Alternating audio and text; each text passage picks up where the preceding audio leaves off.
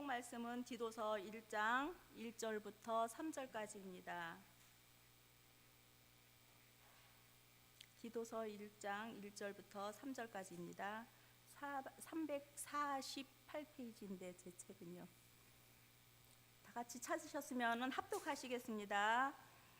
하나님의 종이요 예수 그리스도의 사도인 나 바울이 사도된 것은 하나님이 택하신 자들의 믿음과 경건함에 속한 진리의 지식과 영생의 소망을 위함이라. 이 영생은 거짓이 없으신 하나님이 영원 전부터 약속하신 것인데 자기 때에 자기의 말씀을 전도로 나타내셨으니 이 전도는 우리 구주 하나님이 명하신 대로 내게 맡겨신 것이라. 아멘. 전도의 시작, 불을 가슴에 품는 것 제목으로 목사님 설교하실 때 많은 은혜 받으시기 바랍니다. 제가 어릴 때 중고등학교 때 집에 강아지를 키웠습니다. 강아지를 한 마리 키웠는데 이름이 뭐였을까요? 몇 번 만에 아마 여러분 맞추실 수 있을 겁니다.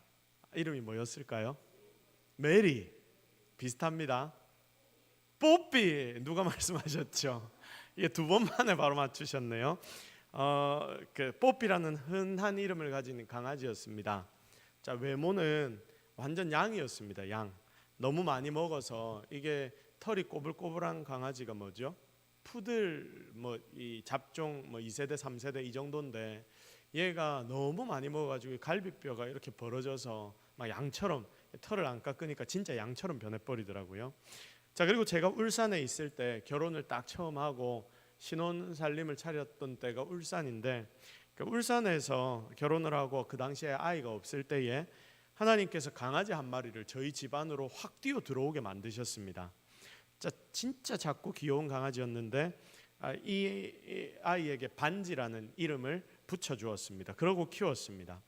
아까 전에 이야기했던 이 뽀삐는 푸들 잡종 2세대 3세대였고요. 이 반지라는 강아지는 잡종인데 뭐가 믹스된 건지도 모르겠고 하여튼 잡종이었습니다. 자, 그런데 둘 다 외모는 참 이뻤습니다.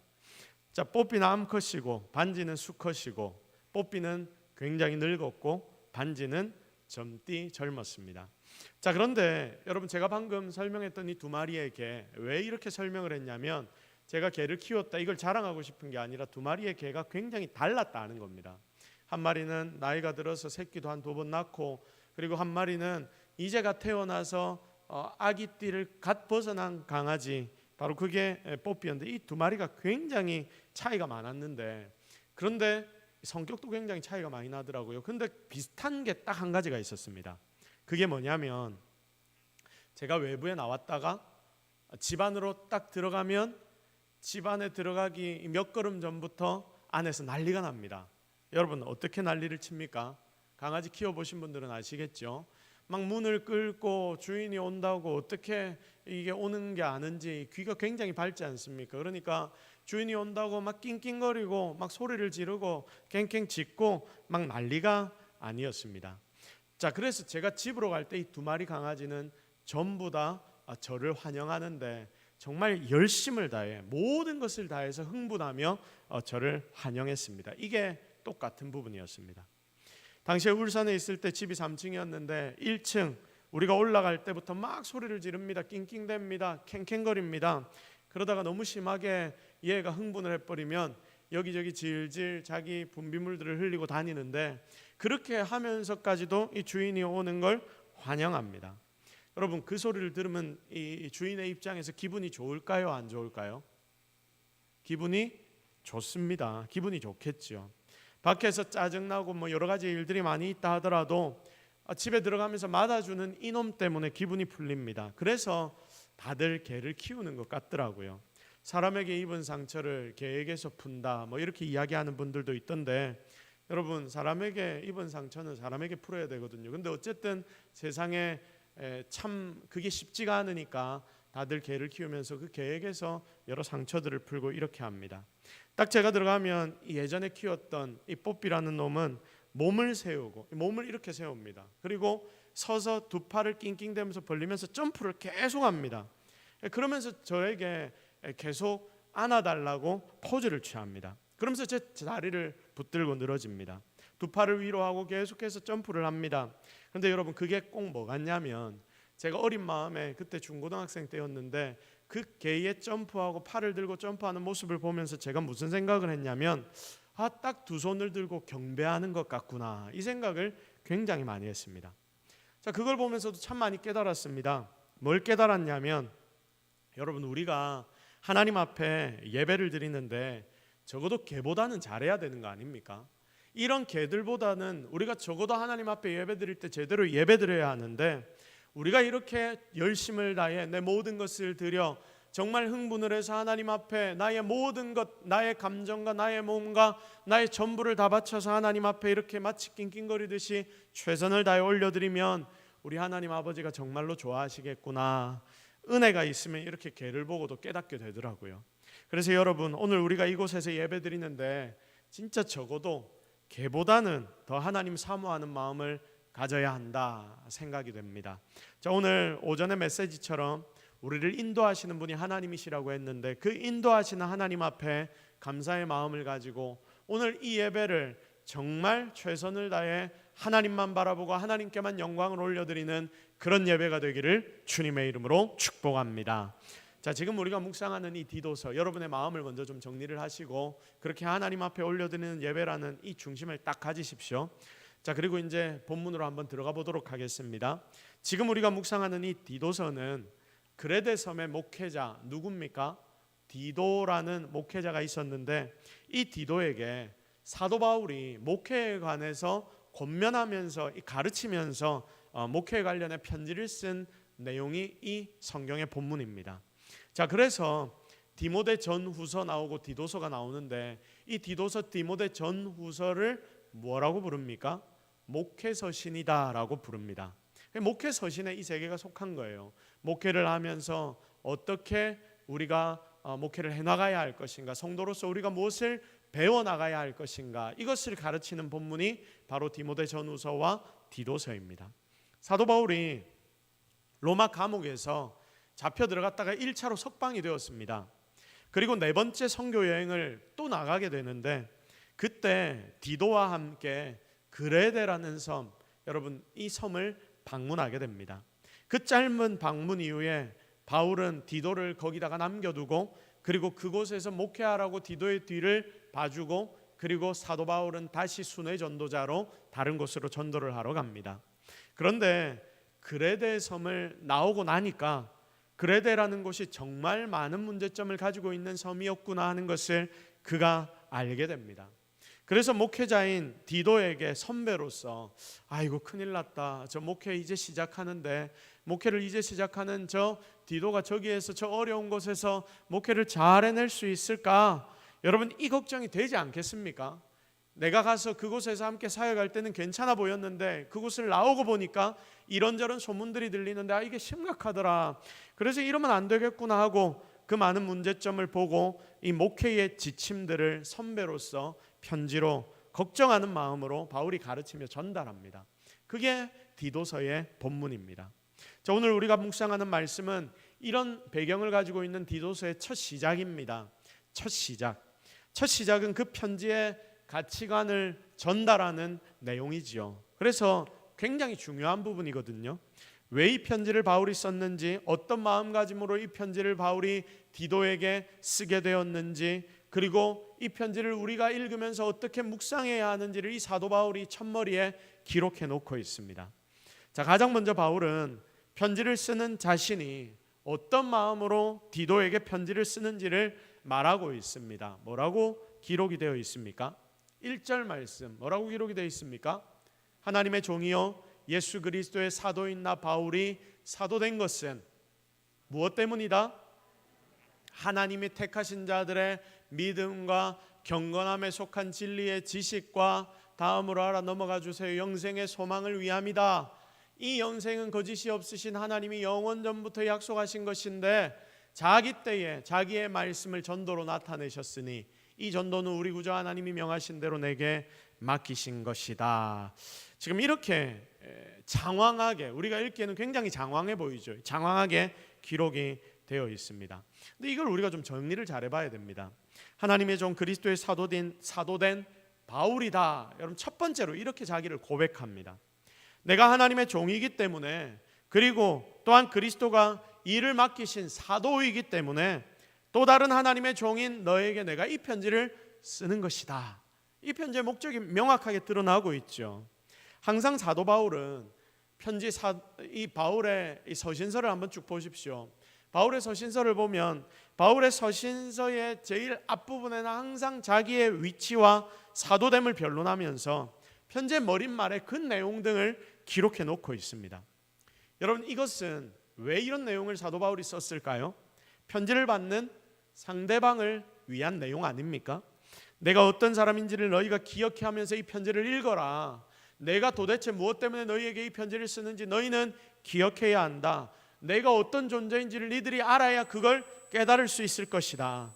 그리고 하나 더, 바울 당시에 오해하고 바울을 무시하던 자들이 굉장히 많았습니다.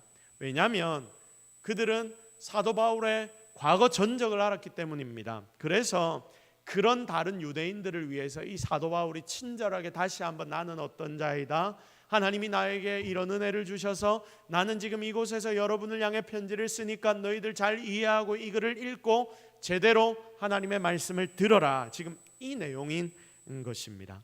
그런데 여러분, 이런 것들보다 더 중요한 부분이 사실 있습니다. 그게 뭐냐면, 여러분 뭘까요? 다 같이 따라합시다. 자기 자신을 위한 것이다. 시작. 자, 뭐가 제일 중요하다고요? 자기 자신을 위한 것이다. 이게 누구를 위한 것이다? 자기 자신을 위한 것이다. 자기 자신을 위해서 바로 이 첫 부분을 바울은 기록한 것입니다. 여러분, 사도 바울이 원래 어떤 사람입니까?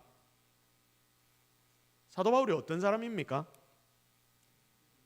예수님 믿는 자를 잡아 죽이던 자들. 굉장히 잔인하죠. 그의 이름이 원래 무엇이었습니까? 사울이었습니다. 예수 믿는 사람이 있다는 곳, 저기에 예수 믿는 사람이 무리지어 있더라, 교회가 생겼더라, 이 이야기를 들으면 사울은 어떻게 행동했을까요? 바로 말을 타고 자기와 함께 할 사람들을 딱 만들어서 저것들 잡아 족치러 가자. 어디서 감히 하나님의 이름을 망령되이 일컬어 하면서 막 쫓아가가지고, 여러분 거기에서 예수 믿는다 하는 사람을 확 잡아들이는 자가 바로 사울이었습니다. 그들을 잡아와서 옥에 가두고 심지어 죽이는 일까지도 행했던 사람, 악한 예수 그리스도를 향한 핍박자가 누구였다? 사울이었다. 아니 지금은 바울이지만 과거의 사울은 그러했다. 스데반, 첫 번째 예수 그리스도로 인하여 순교한 자가 스데반 아닙니까? 스데반이 순교할 때에 그의 옷을 맡아놨던 사람이 누구였습니까? 이 사울이었습니다. 바울이었습니다. 여러분 첫 번째로 순교했던 이 스데반이라는 사람, 그 사람의 옷을 맡았다는 사람이 바로 이 바울입니다. 옷을 맡는다. 여러분 이게 무슨 뜻입니까? 이 사람의 입고 있는 겉옷 아닙니까? 이게 이 사람의 이 겉옷이란 것은 그 사람을 보여주는 거거든요. 그러니까 이 사람 자체가 지금 우리에게 돌을 맞아 죽는데, 죽을 짓을 당했는데, 여러분 혹시나 죽을 짓이 아니면 어떡합니까? 그러면 너무나 억울한 죽음이지요. 그래서 이 사람에게 혹시나 죽을 짓이 아닌 행동을 했기 때문에 이 사람이 죽지 않아도 되었는데 만약에 죽게 되었다면 그 죽음의 책임을 누구에게 돌린다? 나에게 돌린다. 내가 이 사람의 옷을 맡았기 때문에 이 사람의 모든 것을 책임진다. 이 사람은 그러므로 그렇게 악한 짓을 한 자이다. 나는 확신한다. 이 사람 죽여도 괜찮아. 죽여야 돼. 너희들 죽여. 내가 책임질게. 이렇게 이야기하는 게 누구입니까? 바울이라는 거예요. 임마는 죽어도 되는 사람이야. 니들 혹시나 걱정하지 마. 혹시나 저 사람이 잘못하지 않았으면 어떡하지? 억울한 죽음이면 어떡하지? 그런 생각 안 해도 돼. 너희들은 그냥 던져. 돌, 그 큰 돌을 잘 찾아서 던지기만 하면 돼. 왜냐하면 이 사람은 악하다는 걸 내가 보증할게. 이게 바로 옷을 맡은 자입니다. 여러분 아무리 그 사람이 잘못했다 하더라도 내랑 그 사람과의 어떤 이익 관계가 없다면, 나에게 그 사람이 어떤 큰 잘못을 하지 않았다면, 아무리 그 사람이 잘못했다 하더라도 그 죽음을 내가 책임진다 하기가 쉬울까요? 어렵죠. 사람의 인정으로 생각을 해봐도 여러분 그러기가 정말 어렵습니다.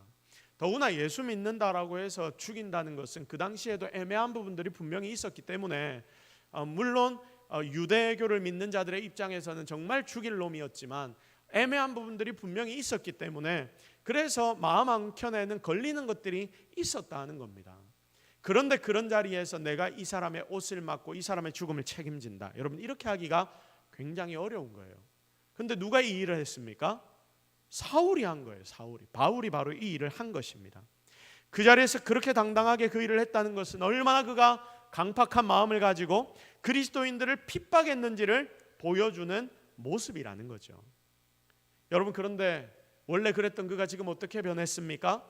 180도 완전히 변했습니다. 바뀌어도 너무나 많이 바뀌었습니다. 이런 바울의 삶을 보고 사람들은 아마 여러 가지 생각들을 했을 겁니다. 여전히 두려워하는 성도들도 있었을 것이고 초기에는, 그리고 시간이 점점 지나면서도 여전히 그 마음에 내 주변에 있는 사람이 혹시나 그에게 잡혀가서 죽임을 당했다거나 억울함을 당했던 사람들은 얼마나 바울을 향해 이를 여전히 바득바득 갈고 있지 않겠습니까? 어디서 무슨 얼굴로 어디 철판을 깔고 어떻게 우리의 모임 가운데 저런 인생이 들어올 수 있어? 저 악한 자가 오느냐고, 나는 저 사울 오는 곳, 바울 오는 곳에는 가지 않을 거야라고 이야기하는 자들도 있었을 것입니다. 이런 상황 속에서 바울은 자신이 변화했다는 것을 증명해야 했습니다. 하나님이 자신을 불려주신 그 은혜에 대하여 나누어야 했고 간증해야 했습니다. 그리고 얼마나 자기가 하나님의 사랑에 지금 빠져 살고 있는지, 내가 과거에 대하여 얼마나 후회하고 하나님 앞에 회개하는지, 이전과는 달라졌는지를 알려주어야 했습니다.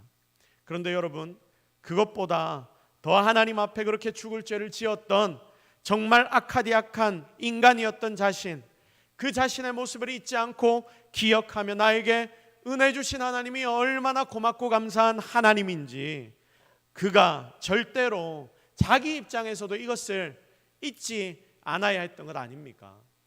아마 초반에는 사도 바울을 향한 이를 빠득빠득 깔고, 그리고 사도 바울을 무시하고 두려워하는 사람들이 많았겠지만 시간이 점점 지나면서 그런 인생들은 사라졌을 겁니다. 그리고 사도 바울에 대하여 지지하는 자들이 점점 많아졌겠죠. 그러면서 사도 바울은 자기의 마음이 자기도 모르게 높아짐을 느꼈을 것입니다. 분명히 하나님의 은혜로 내가 이 자리에 있는데 나도 모르게 내가 열심히 했지, 내가 잘했지, 여러분 이런 생각이 들기 시작했을 겁니다. 여러분 사람이 그렇더라고요. 너무 쉽게 있더라고요. 그렇지 않습니까? 나에게 아무리 고맙게 해줘도 과거에 그렇게 고맙게 해준 사람인데 몇 년이 지나고 난 뒤에 그 모든 것들이 다 잊혀져 버리고 내가 한두 개 잘해줬다고 그거 이 사람이 기억 못한다고 막 내가 억울해하는 게, 어떻게 사람이 저럴 수 있어라고 이야기하는 게 우리 인간의 모습이더라고요. 사람은 너무 쉽게 있습니다. 이전에 내가 어떻게 했는지 기억도 못하고 내가 잘나서 지금 내가 잘해서 이렇게 되었다라고 사람들을 모두가 다 생각합니다. 정말로 조심해야 되는 것입니다. 사도 바울은 어땠겠습니까? 주님 위에 그렇게 수고하고 했습니다. 옥에도 갇히고 죽을 고비를 여러 번 넘고 그렇게 많은 교회를 개척하고 이제는 놀라운 기적과 능력들이 마치 일상처럼 보이고 자기를 존경하고 자기를 향해 사랑하는 사람들도 이제는 너무나 많아졌습니다. 그러니 여러분, 어떤 생각이 그의 마음에 들겠습니까? 이제는 나 정도면 내가 이 정도까지 했잖아. 내가 이렇게 섬긴 거 다른 사람들보다 내가 좀 낫잖아. 이전에 내가 좀 그런 일을 했지만 이제는 내가 그것까지도 다 갚을 정도의 큰 일들을 한 거 아니야? 여러분, 본전 생각이 들 수 있는 시기가 온 겁니다. 이제 나 무시하면 안 되지. 어디서 나를 무시해? 이 정도 저그들이 하고 내한테 나를 무시하거나 나에게 이런 이야기 할 수 있는 건데 누구는 잘했냐? 여러분, 이런 생각이 들기 시작할 겁니다. 자기도 모르게 자기 프라이드가 강해지고 그걸 넘어서 교만해지려고 하는 모습이 여러분 없었겠습니까? 사도 바울은 달랐습니다. 삼중천까지 자기가 올라가서 하나님 나라 천국을 보고 내려왔던 자가 사도 바울입니다. 영적으로도 굉장히 높은 수준을 가진 자가 사도 바울이었습니다. 여러분, 우리 주변에 영적으로 기도 좀 한다 하고 뭔가 은사가 열려서 하나님 뜻을 내가 깨닫는다 하는 사람들 있죠. 각 교회마다 보면 처음에는 그런 사람들이 도움이 되다가 시간이 지나면 어떻게 되는지 아십니까? 거의 대부분이 이런 사람 때문에 교회에 문제가 다 생기더라고요. 왜 그러느냐? 이것 때문입니다. 하나님 은사 주신 것 잘 사용해야 하는데, 하나님 앞에 내가 은혜 받은 것 잘 사용해야 되는데, 그게 시간이 지나면 지날수록 사람이기 때문에 교만으로 나타나더라 하는 것이죠. 나도 모르게 자기가 어쩔 수 없는 거예요. 그래서 여러분, 이 사도 바울은 그런 자신의 약한 모습, 악한 모습을 알았기 때문에 여전히 그는 내가 하나님 앞에 서 있다는 것을 기억하고 싶었을 것입니다. 그러니 지금 그에게 가장 중요한 것이 무엇일까요? 내 모습, 죄인된 아무 공로 없는 내 모습을 하나님께서 이렇게 사용하여 주시는구나, 이걸 하나님 앞에 올려드리면서 하나님 은혜에 내가 지금도 잠겨 살고 싶구나 하는 것, 그 자신에게 제일 중요한 일이었다 하는 거죠. 이걸 내가 계속 되새겨야 한다, 사도 바울은 생각하고 모든 편지에, 그리고 모든 나눔 앞에 바로 이 고백을 붙여넣기 시작했습니다. 그래서 사도 바울은 편지마다 이렇게 고백하는 거예요. 나는 하나님의 종이다. 나는 나 위에 사는 게 아니다. 나는 사도이다. 하나님 맡기신 일 위에 충성하는 게 당연한 일이다. 이렇게 하는 일이 부득불 너무나 당연한 일이다. 여러분, 이것이 바로 평생 주님 위에 수고하고 애썼던 사도 바울의 마지막 남은 하나, 자기 소개였고 자기 고백이었고 자기를 붙들 수 있는 힘이었고, 그리고 어쩌면 자기가 되고 싶어 했던 유일한 모델이었는지도 모르겠습니다. 사랑하는 성도 여러분, 우리가 오늘 이 시간 이 자리에, 예배의 자리에서 우리 자신의 모습을 잘 돌아보아야 한다 싶습니다. 우리는 어떻습니까? 여러분은 지금 무엇 때문에 살고 있습니까? 다른 곳에 가면 나를 뭐라고 소개합니까? 다른 이들 때문이 아니라 다른 이들, 여러분을 바라보고 있는 그 자들을 위해서도 우리가 그렇게 소개는 해야 되겠지만, 여러분 자신을 위해서, 나 때문에 내 속에 바른 정체성을 가지고 하나님의 백성, 하나님의 사람, 예수 그리스도의 복음을 들고 살아가는 성도로서 우리가 이 바른 정체성을 가지기 위해서 매일매일 하나님의 자녀되고 하나님의 종된 여러분의 모습을 고백하시기를 바랍니다. 나는 하나님의 종이다. 나는 하나님의 일꾼이다. 그것이 바로 나의 가치관이다. 이렇게 고백하기 시작하면 여러분이 하는 모든 일들이 하나님 안에서 오직 주를 위해 되어가기 시작할 것입니다. 그리고 여러분은 하나님 앞에서 항상 겸손을 유지할 수 있게 될 것입니다. 이번 한 해 정말 매일이 그런 여러분의 삶이 되기를 예수 그리스도의 이름으로 축복합니다. 자, 이제 좀 더 오늘 구체적으로 사도 바울이 지금 디도에게 나눈 이 메시지를 살펴보도록 하겠습니다. 자, 1절 말씀부터 쭉 보십시오. 자, 보시면 이런 내용들이 있습니다. 자신이 종과 사도가 된 이유는 믿음과 진리의 지식, 영생의 소망을 위한 것이다. 예수 그리스도를 향한 복음, 영생, 바로 이것을 위해서 내가 종으로 사도로 전도자가 되어서 지금 이러고 있다. 지금 이렇게 말씀을 하죠. 그리고 이 영생은 말씀으로 약속되었는데, 그러니까 하나님의 말씀으로 약속이 되었는데, 하나님이 언제부터 약속한 것이다? 영원 전에서부터 약속한 것으로서 거짓이 전혀 없으신 하나님의 약속이라고 말씀합니다. 이 약속을 우리가 어떻게 알 수 있냐면 바로 전도를 통해서 알 수 있다. 하나님이 이 땅에 나타내셨다라고 3절에서 하나님은 우리에게 말씀하고 있습니다.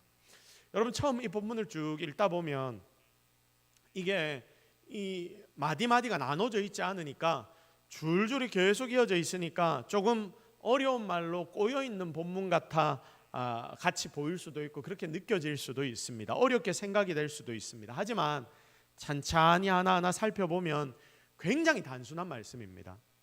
내가 지금 이렇게 전도자로 내 목숨 돌보지 않고 미친 듯이 왜 이러고 있느냐, 그것을 너희들에게 알려주겠다. 디도야, 너희 편지 보면서 제대로 잘 들어라. 이런 내용이 오늘 본문의 이 말씀이라는 겁니다. 특별히 디도도 사역자입니다. 그레데 섬을 목회하는 자이기 때문에 더 심각하게 바울은 이 디도에게 이것을 알려주고 싶었습니다. 어려운 지역을 목회하는 사역자였기에 더 강력하게 어떻게 사역의 자리에서 하나님을 위해 수고하고 애써야 할지를 가르쳐주고 싶었던 것입니다. 1절부터의 말씀을 한마디로 표현하면 내가 수고하고 애쓰는 이유는 하나님이 택하신 자들, 바로 너희들의 믿음 때문에 내가 수고하고 애쓰는 것이다. 내가 수고하고 애쓰는 이유는 하나님이 택하신 자들, 1절부터 잘 보십시오. 내가 수고하고 애쓰는 이유는 하나님이 택하신 자들, 바로 너희들의 믿음 때문에 내가 수고하고 애쓰는 것이다, 이 말입니다. 그 믿음, 그 진리의 지식, 영생의 소망은 지금 너희들에게 내가 나눠주려고 하는 이 중요한 것은 하나님이 이미 영원 전부터 우리에게 약속한 것인데, 그 약속이 뭡니까? 복음이죠. 예수 그리스도의 십자가의 죽으심과 부활 아닙니까? 이 복음, 이 약속은 전도라는 것으로 표현되고, 그리고 전도로서 다른 이들에게 나누어지게 된다. 여러분, 결국 이겁니다. 하나님 우리에게 영원 전부터 주신 약속이 있는데, 그 복음의 약속, 이것을 전도함으로 우리는 받고 또 나눌 수 있게 된다. 우리는 이것을 나누어야 한다. 그래서 이 전도가 나에게 맡겨졌기 때문에 내가 정신 나간 듯이 전하고 나누기 위해서 모든 것을 투자해서 여기저기 집 없는 사람처럼 다니고 있는 거야. 주님이 내게 맡기셨기 때문에 내가 이 일을 감당하고 있는 거야. 바울 선생님은 자신의 역할, 해야 할 일, 위치를 이렇게 디도에게 나누면서 너에게도, 그리고 모든 인생들에게도 이 일이 함께 맡겨졌음을 알려주고 있습니다. 디도도 사역자였기 때문에 이 소망을 나눕니다. 이게 인생들이 해야 할 일이다. 그 중에 사역자는 더 많이 이 부분에 초점 맞추어야 한다. 그가 이 마음을 배워 함께 주님 위해 수고하고 애쓰기를 바랬기 때문에 바울은 이런 말씀으로 디도를 향한 편지의 첫머리를 장식하고 있습니다. 그러니까 바울 속에는 항상 이 복음에 대한 열정이 가득해서 이건 나누고자 하는 그것이 그 인생의 목적이 되었던 것입니다. 사랑하는 성도 여러분, 지금 이 본문의 메시지를 잘 보면 우리는 한 가지를 발견합니다. 그게 뭐냐면 불이 바울 속에 존재했다 하는 거죠. 다 같이 따라합시다. 바울 속에는 불이 존재했다. 시작. 자, 바울 속에 뭐가 존재했다고요? 불이 존재했습니다. 자, 보십시오. 바울 속에 불이 존재하니까 바울 옆에 다가간 사람에게는 뭐가 옮겨 붙습니까? 불이 옮겨 붙습니다. 이게 무슨 불일까요? 성령의 불이죠. 성령의 불. 이 사도 바울이 가는 곳마다 그 주변에 교회가 세워지고 예수 믿는 자들이 많아지는 이유가 뭡니까? 그들의 마음 가운데 사도 바울의 이 열정과 열심, 사도 바울의 중심에 있는 불이 막 나눠지니까, 여러분, 이것 때문에 그 주변에 있는 자들에게 복음이 나누어지는 것입니다. 그래서 여러분, 사도 바울은 자기가 어떤 자인지를 계속 묵상했고, 왜냐하면 자기 속에 이 불을 유지해야 하니까. 자칫 잘못하면 이 불은 꺼지거든요. 여러분, 우리가 신앙생활하면서 10년 지나고 20년 지나고 30년 지나면 어떻게 됩니까? 내 신앙, 믿음의 연수는 차올라서 이제 어느 정도 모든 것을 다 알게 됐다 싶으니까 나도 모르게 내 속에 열정들이 많이 사그라드는 것을 여러분 경험하지 않습니까? 우리가 처음 시작할 때는 분명히 뭔가 뜨겁고 열정이 있었는데 시간이 지나다 보니까 이 열정들이 사그라지는 것을 내가 느끼는 거예요. 저도 마찬가지고 여러분도 마찬가지고. 그래서 여러분, 우리 속에 무엇이 필요하냐면 바로 사도 바울이 가지고 있던 이 불이 지금 저와 여러분 가운데도 필요한 줄로 믿으시기를 바랍니다.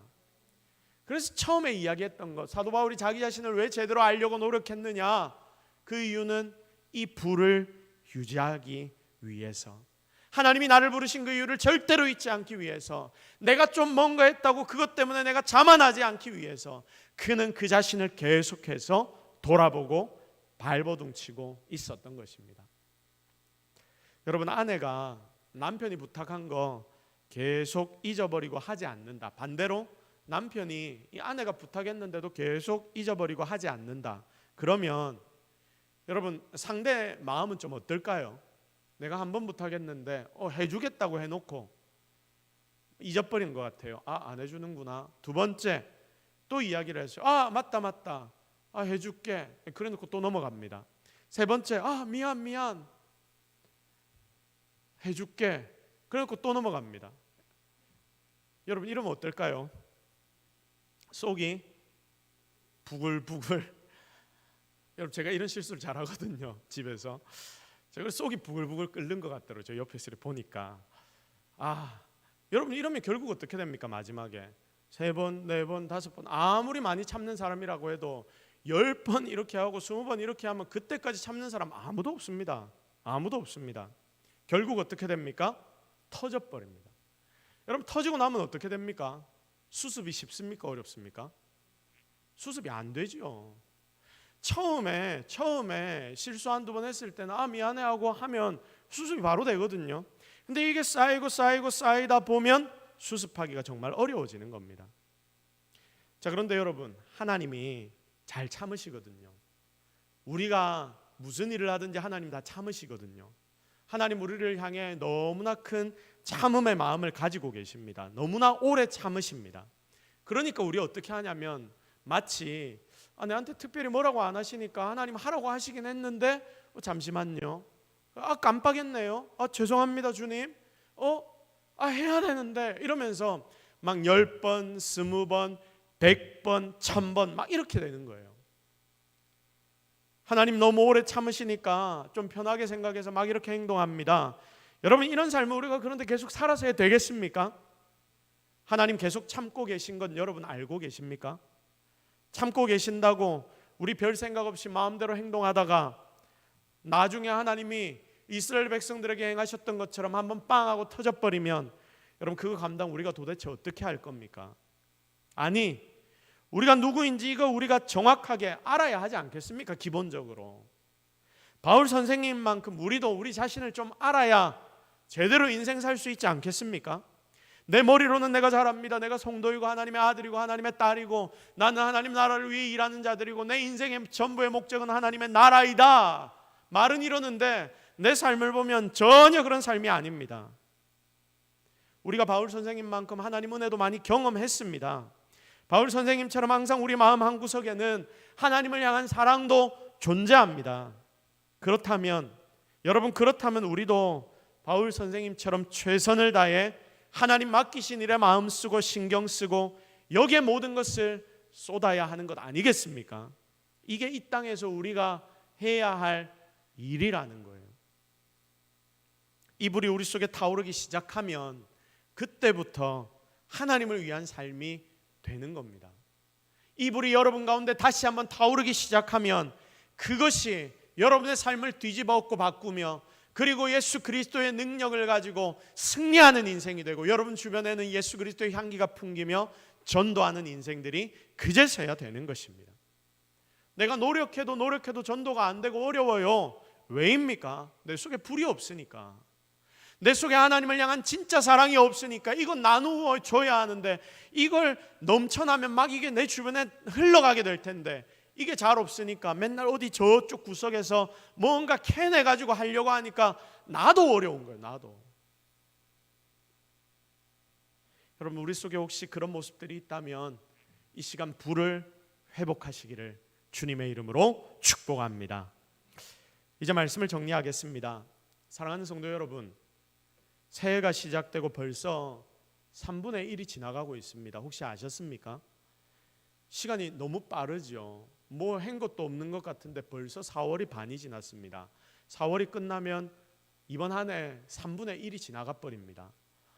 이 시간을 제가 딱 느끼면서 이 말씀을 준비하다가 아이고 하나님 죄송합니다 이 소리밖에 안 나오더라고요. 무엇으로 지금 여러분의 삶을 하나하나 채워나가고 있습니까? 다른 것이 아닌 하나님 사랑으로 하나님 나에게 맡기신 것으로 멋지게 이번 한 해를 다시 한번 다듬어 가십시오. 하나님 여러분에게 여러분의 가정을 맡기셨습니다. 여러분의 자녀들 그리고 부모들을 맡기셨습니다. 그리고 여러분에게 여러분 주변에 있는 친구들을 맡기셨습니다. 그리고 이 교회를 맡기셨습니다. 그리고 여러분 주변에 많은 믿지 않는 그런 자들까지도 다 하나님이 여러분들에게 맡기셨습니다. 오늘 말씀에 사도 바울이 고백했던 것처럼 여러분에게 하나님 맡기신 것을 기억하십시오. 특별히 영생의 소망을 기억하십시오. 내 주변에 이거 나누어 주어야 할 자가 바로 나라는 것을 기억하십시오. 하나님이 여러분들 주변에 놔두신 것은 이거 나누라는 부담감이라는 것을 여러분 꼭 기억하여서 이전까지는 별 생각 없이 이들을 만나며 살았다면 이제는